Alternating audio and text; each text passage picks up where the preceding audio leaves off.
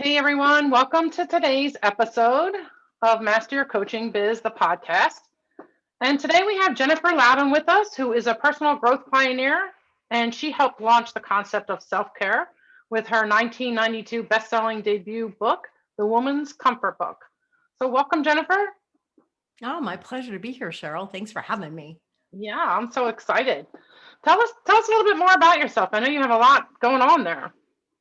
Well, the issue with having been in the personal growth space for 30 years is, yeah, there's a lot. There's a lot of different selves and a lot of different conversations. But I thought I'd take you into a moment in 2001 when, after already publishing, I think 4 or 5 books and being on Oprah and all that kind of good stuff, I really decided that I wanted the skills to explore working with people. And I wanted, whether it was going to be one-on-one or whether it was going to be about writing or life. And so that's when I went to coaching school, and I went through ontological program.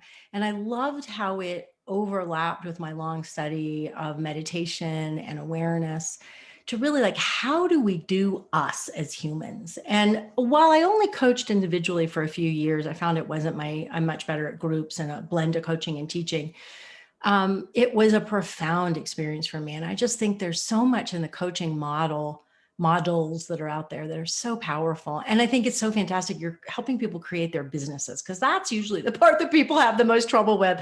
My sister-in-law came to me, I call her my outlaw sister-in-law from my first marriage. And she came to me recently and said, I really think I want to be a life coach. And I'm thinking, I don't think you have the ability to build a business. I really think that's a set of skills that unfortunately don't always go with the skills of coaching people. So I'm glad you're doing this podcast. And Yeah, I'm lucky that absolutely. I have a lot of that skill. I grew up in a real entrepreneurial family. In fact, I got my first straight job out of college. I went to film school. I wanted to be a screenwriter, and I got a job at CAA, one of the big talent agencies. And I called my dad, Dad, I got my first job. And there's silence on the other end of the phone. And then he says, why? That's the kind of family I grew up in. Yeah. You do it yourself. All right, yeah, and that's true.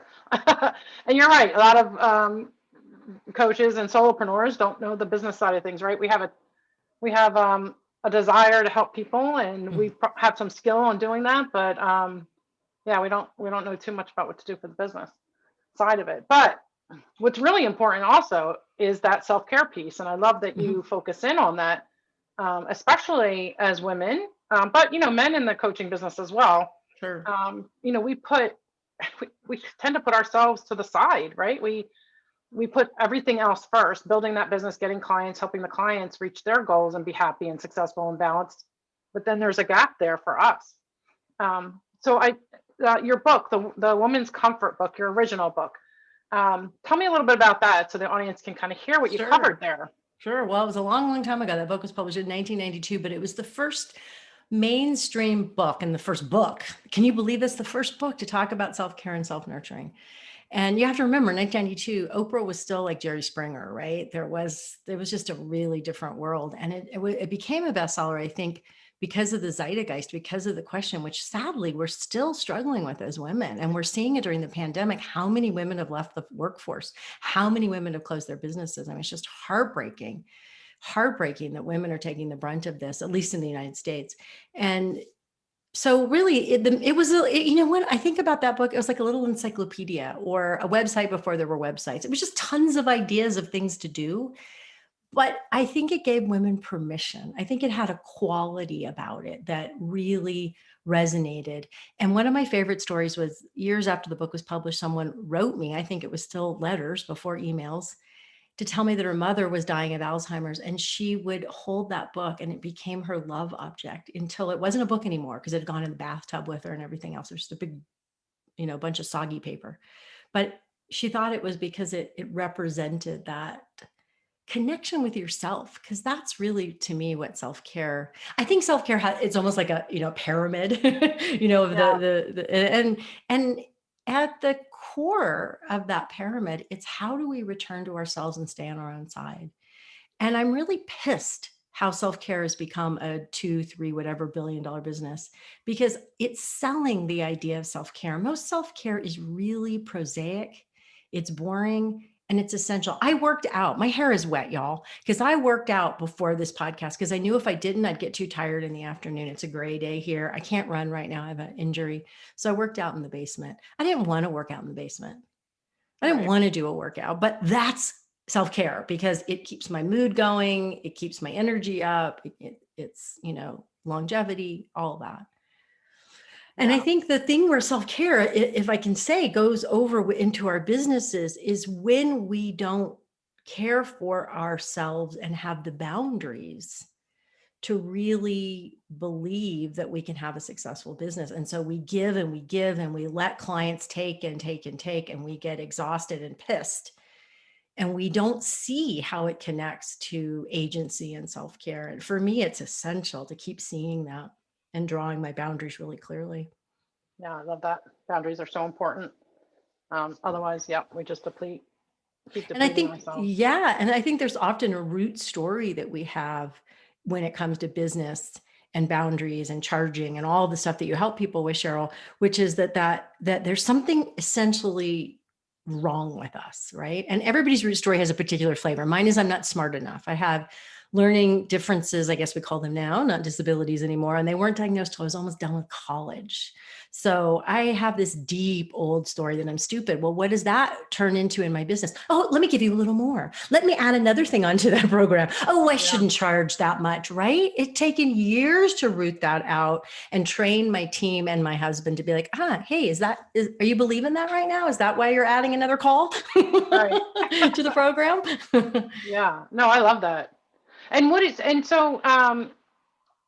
right now though, you're doing something a little bit different. You're still an author, but you're helping women with retreats, right? How does that transfer over to the retreats Sure. that you're doing? Well, I have a bunch of different elements in my business. So my latest book is called Why Bother? It came out April of 2020. Why Bother? Discover the desire for what's next. And there's a guided journal that goes with it, Get Your Bother On. And that is really the culmination of so much of my work. And it's how do you keep caring? How do you care again when something dies, when someone dies, when your passion for something dies? How do you reinvent yourself? So there's a body of work around Get Your Bother On. And part of that happens in my membership community. It's called the Oasis. And so I support women creatives there of all kinds to get out of their own way over and over again and really keep caring and trying and creating businesses and writing and everything else. So that's one part of my business. Another part is I coach writers. I've fallen into that over the last 20 years, but I love it. So I coach a few people, sort of, more high end. They have a book deal. They have a big book coming out. And then we have a nonfiction mastermind that's more affordable. And then, retreats until the pandemic. Right. We're like half, not, I want to say half my profit. Yeah, they were really an important part. And I have spent years teaching myself to lead retreats. I wrote a book about it, the Woman's Retreat book in the 90s. And I'm very, very proud of my skills in doing that. And so they're writing retreats and then they're self-care retreats. So I do both. Awesome. And then I think, is there another part of my business? I think that's it. Okay. Yeah. So what would you say the five biggest mistakes that you made in your business? Oh my God. Do we have to With limit that, it to 5? well, just kind of focusing in on like the over providing, over accommodating, because you mentioned that, like giving more and making ourselves less really in the process. So what were those five mistakes for you? Yeah. Okay. Well, let's just stay on the retreats. I used to carry people's luggage at my retreats. Okay. That's Wow. over providing. You should not be carrying someone's luggage when you're offering a retreat or not having support. It's okay. I can do everything. I mean, I would always have the support of the staff at wherever I was leading the retreat. I've done a lot of stuff at the Mabel Dodge Lujan House in Taos, and hopefully we'll be back there. We have a sold out retreat for October. Well, hopefully it'll get to happen. But so just, can you imagine like just giving too much, or the time that one of the most powerful literary agents in the United States called to represent me, to ask me, can I represent you? And I said, no. Why did I say no? Because my editor didn't want me to have her as an agent. I took care of my editor instead of myself. So, what does it look like for you? Does it look like, have you ever done it? I'm curious. Oh, yes. I'm still working on that, right? So Yeah. I have my programs, and I have a support staff, which is awesome, and I get tired, I get Hmm. exhausted, and my support staff are the first one, Tiffany, she's the first one that'll tell me, you're doing too much in this program. You need to pare it down. You need to, Hmm. this isn't this, and ultimately though, the bottom line is it doesn't help them either, the people that you're trying to help, right? Yeah. If No. you're overdoing it, then you're taking away your energy. You're not giving them your best. Well, And or you're teaching them to be dependent on you, which is not what right, you want to do from an ethical standpoint. right, And you're usually giving them way more than they can take in. I used to right, teach a course for years called Teach Now, and it was all about people who were alternative teachers like us and creating programs. It was way before all the big names got in and started creating these, make $1 million with your online course. And that was one of the biggest takeaways for people. You can't be a fire hose. yeah, And so you are doing a disservice to your people. Now, I'm still learning that as well, but it does help to have, I really think one of the things is you have to have outside eyes. And, absolutely. and one of the things when I coach, because I do, that's the other part of my business. I coach people on their businesses. I remember the other thing. I knew there was something else. So when I was I was talking to a client yesterday, and she thinks like because she's done things a certain way, she does small groups, that she can't change it the next time around. Right? Have you had that feeling? Right? And that to me is like, oh no, no, no, no, no, that's putting them before you. Yeah, Now, true, you may lose some people and people may get pissed if you take stuff away because, once you give people stuff, they do tend to keep wanting it. But a lot of times they don't even notice. yeah. I'm actually I'm pretty good at that now. Like I've revamped things as I go along. Yeah. It's And like, you got I've to done do that it. with, yeah, I've done that with my nonfiction mastermind that's been going on for, I don't know how many years now, 3 or 4 years. And I've had people, some of the same people in it the entire time, right? They come back every time. And I have changed things dramatically. I've changed what I give, what I charge, up and down, you name it, trying to find what fits best for me. And one of the members that's been there all along is like, oh, I love it when you change things up. Yeah. Right. And I think a lot of other people don't even notice. And then some people can do it. Like when I used to do it smaller group, higher end, and then I took a bunch of stuff away and lowered the price, and more people can do it. So, you always have to start with that. What's that end result that I want for my people? And what's the end result that I want for me? Yeah, absolutely. So from what you're saying, I hear that you're working with a lot of creative women in different capacities, and you help them to kind of get out of their own way so that they can create what they want. Hmm. Um, so well, first of all, why do we get in our own way? Yeah. What's the why there? Yeah, because it's the way how we're built as humans. I really disagree with the language of self-sabotage. I don't think we self-sabotage. I think we work the way our operating system is made. And what I talk about in the Why Bother book is we have something called our emotional immune system. I did not make this up. And the emotional immune system is like your physical immune system, right? Your physical immune system is there to say, oh my God, you got cut and there's germs and I've got to get those germs out of there. Except our emotional immune system does it with anything that it feels is going to hurt us, humiliate us, or in any way cause us pain. Well, that's just about every risk you want to take. That's just about everything out of your comfort zone. And I don't know about you, Cheryl, but during this pandemic, I have gotten so into we work at home, my husband and I anyway. But now that there's not all of our social life and travel, I actually am having a hard time leaving the house. I'm having like the Yep. few errands I've done or going for a walk with a friend. I'm like, when the numbers are down here in our county, I'm like, oh, can I do it? That's like our emotional immune system on steroids.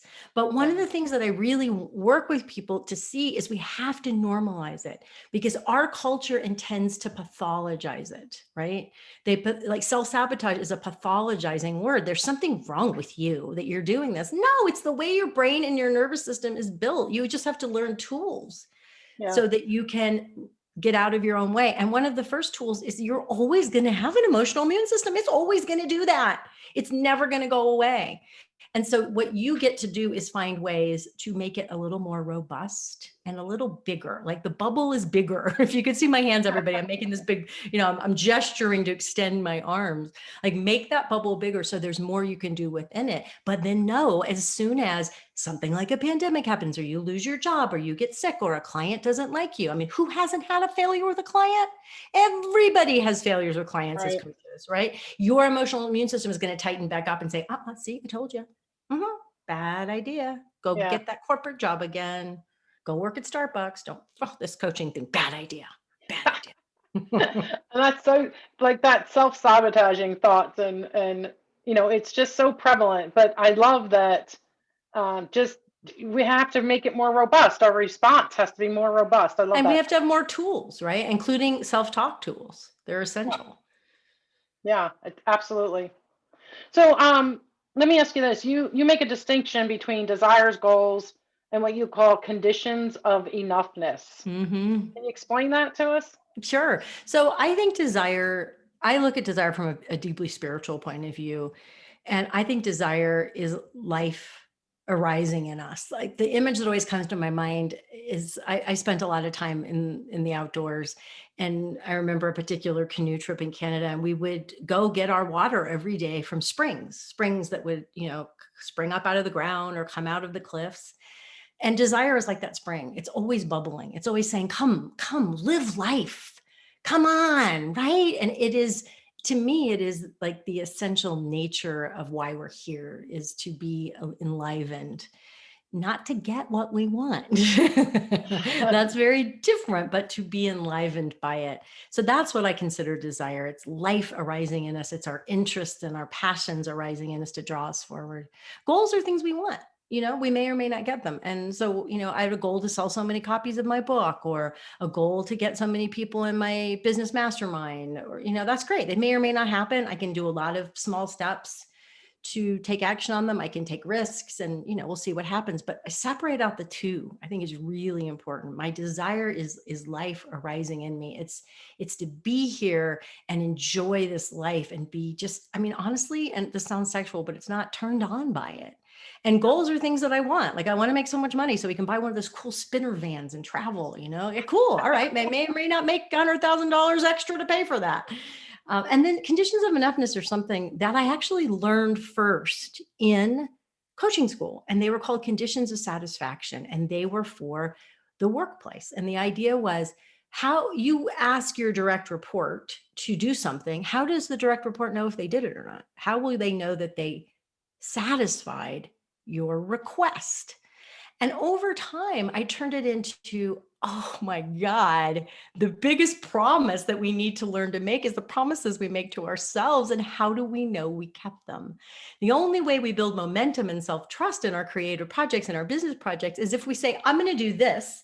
It's not dependent on anybody else. It's not dependent on the outcome. It's not dependent on getting new clients. I'm going to put my focus on what I can do to build my business. And that's what I call conditions of enoughness and write about in the Why Bother book. And it really keeps putting the focus back on empowering you to be satisfied. Because if you are not satisfied, if you don't declare what will satisfy you, you will never experience satisfaction. Yeah, absolutely. And it's the hungry ghost that is talked about in Buddhism, right? It's that feeling of just, there's something out there if I can just get it. If I can just get all those clients, if I can just make that much money. Well, I'm going to tell you, you are not going to be satisfied when you get there.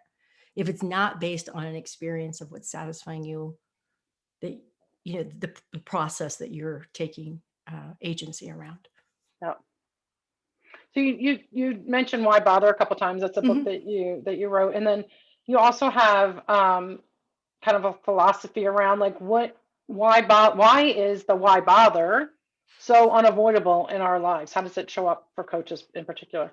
Yeah, I just something I want to normalize. How can you as a coach not fall into a mood of meh, well, whatever, when you didn't get the client that you wanted, when you had the great sales call, free session, and they never call you back, and that happens 4 times in a row? How can you not fall into, oh, nobody cares about my coaching practice, when you're not getting any traction on social media or not getting podcast interviews or whatever you're doing to build your business and your list? it's just built into the process of putting ourselves out there. It's built into the process of being alive. It's built into the process of aging. But what we do is we think the answer is, yeah, right. No reason to bother. Just might as well quit. Might as well give up. That's not going to work. Let me try something else. It's why you get coaches who try something different for their business every week, right? Well, that didn't work. Why bother? Let me go over and get this new thing and sign up for this expensive program. And so it's baked into being human. It's baked into being in business. And what we have to get curious about is when it's occurring, when we're feeling, why bother? Oh, there's no point. Oh, it's all been done. Why would I write a book? Why would I care? Why would I build a coaching business? That's when I want you to get curious. Well, why would I? What does have meaning for me here? Why am I bothering? And what could I try to do in a new way, or try again, or tweak? We're looking for that magic bullet when we build our businesses, right? We're looking for the thing that takes us to fantasy land. That's not how you build a business. I promise you, I've done this for 30 years. It is incremental. Boring word, super, super sexy in reality. Yeah. Yeah. And really just kind of extending on that a little bit, it's trial and error, right? Like when something doesn't work, not doing the why bother and changing, you know, focuses, but saying, okay, what can I learn from this? And what can I try now? Like trying something different, and really being resilient in, standing up for the things that we are initially interested in, and working it and seeing what happens, what needs to be changed. Exactly. Like you reconnect, in this case, this example that we're using, you reconnect with, I really love coaching. I want to coach people. I really love making money. I want to make money as a coach, right? I think sometimes too, when we're building our businesses, we think it all has to be so lofty, I should only be serving people from my highest self at all times. You have to take care of yourself. To go back to the beginning of our conversation, there has to be something in it for you. Yeah. Yeah. I get, if I don't get as much from my work as I give, I don't last very long in that particular, or I've got to get paid really, really well, Yeah. To you to know, compensate. right. It's my bullshit price, right? Like, oh, Yeah. okay, I'll do that for you. I'll do that for you, but it's going to be expensive. Love it. And it's interesting. And I know my audience is probably sick of hearing this, but I use an analogy of, like when you're flying, right? So those oxygen masks come down, right? You have to put that oxygen mask on yourself first before you can help anybody else. And so if you're not sustaining yourself, whether that's financially, inspirational, like whatever it is, if that's not working for you, you're never going to be able to help anybody else, at least not successfully. So it Or kind of you goes, are, but you can still be a really good coach doing that, but you're not going to be enjoying your life. And I have a yeah. friend who I've been friends with since I was 15. And 2 weeks ago, we had been trading messages. We've kept in touch. She came to my wedding, all those kind of things. I got married 6 years ago, but we don't talk regularly. We talk a few times a year. And she called, and her voice sounded like I thought she had COVID, and she's dying. And she she may have passed away already. I don't know. One day, totally healthy, playing tennis. 2 days later, having major surgery, riddled with cancer. She's my same age, 58. And that's the truth. Nobody's getting out of here alive, people. 100% of us are going to die. And if we don't embrace that truth about how we're doing everything, you're not going to be happy if you end up in that place that my friend is. Not that she's happy to be dying in any way, shape, or form, but she has lived her life really fully. And that's my goal. Yeah. And it's easy to get lost, and it's easy to forget. And it's easy to come to the end of my day and go, yeah, I just spent the day doing all that stuff I don't like to do. So that's why we ask, well, why am I bothering? And am I bothering about stuff I don't really care about? And why am I doing that? And if it's not getting me a return, then why am I doing it? I have a friend, I'll say, who spent years hours a day nurturing this giant Facebook group. Like the success looked like, oh my God, I've got 15,000 people in this Facebook group, but it wasn't financial success. Very few of them were translating to buyers, right? And clients. She both sells physical goods and has clients, mentoring clients. So she closed it down. but she spent 3 years doing that. So what are you measuring, And maybe she Yeah. was, and I should say that she wasn't enjoying it. Obviously, if she was, it'd be a different story. Right. Okay. That makes total sense. So we're getting ready to wind down here, but Brene Brown has quoted you in 2 of her books, talking about shadow comforts and time monsters. So what are they, and how do we make different choices? Yeah, so shadow comforts are a term that actually came up in 1992 when I wrote that first book. And it's the idea that we do things in the name of self-care, but they don't really nurture us, right? So maybe you watch one episode of your favorite Netflix show, and that's really nurturing. It's like, oh yeah, man, I went into another world. I got out of this house that I'm locked in. And then another day, what you really need to do is your bookkeeping, but you're scared to look at the numbers. So you watch 6 episodes of your favorite show and you eat all the stuff that doesn't make your joints feel good, right? Yeah. That's shadow comforts. It's not actually what you do, it's how it makes you feel and why you're using it. And time monsters are often the things, they always are the things that we have to do. Let's say you have to do your billing or you have to answer emails, but we do them in place of, before, or make them a bigger deal than the things that we really desire. So let's say you really desire to get up in the morning and dance, but instead you get up in the morning and start answering emails. And yeah, you got to answer those emails, but why are they getting that dance time? Yeah. And that's because I would say you're not allowing yourself to really explore desire. So how do we choose different ways to do it? Yeah, it's a great question. Well, one way is we get really curious. Curiosity is one of our superpowers, right? So we get curious. Okay, Absolutely. I'm starting the 3rd episode of this Netflix show. Can I just hit pause? Which I know is hard on Netflix because the way they wired and the way they've made the Netflix. Just wait, let the show start and then hit pause and go, I totally can keep to going. I can have exactly what I want here. I'm not judging myself. If you judge yourself, you're just going to send yourself more into shadow comforts. What might I want instead? And you may not choose it because it may be to go look at your numbers and you're like, I'm not up for it. So then you might ask, well, is there anything that would be more nurturing in this moment? Again, I can have the Netflix if I want.